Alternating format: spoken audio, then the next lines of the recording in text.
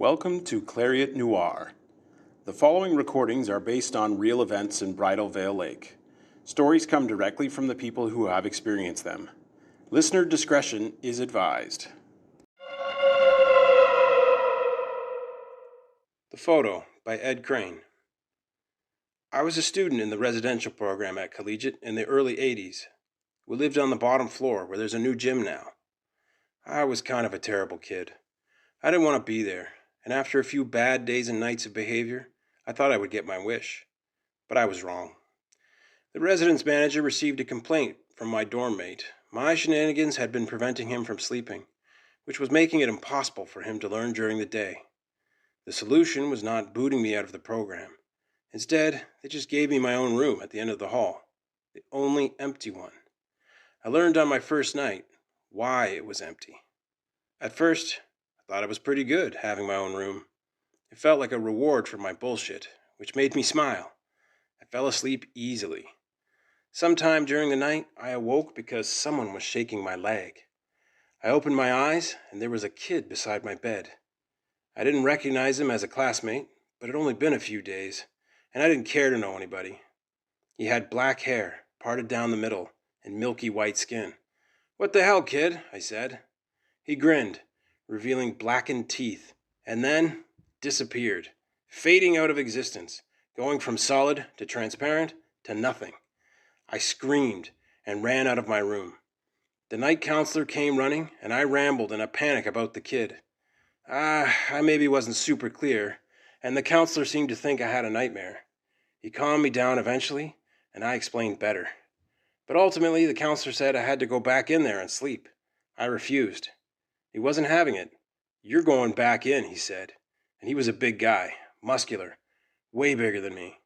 I begged him to go back to my old room, promising to be good from now on.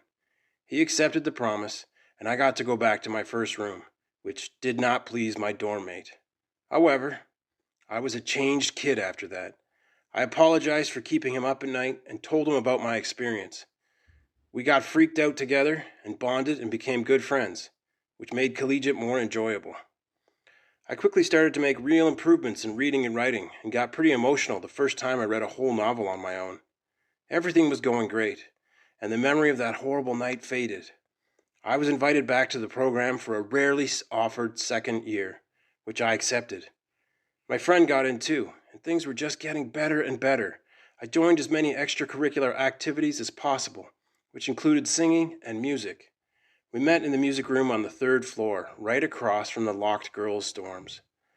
About 3 steps in, and I see a wall of pictures, former students of the program, and there he is, the kid with the black hair and freaky white skin.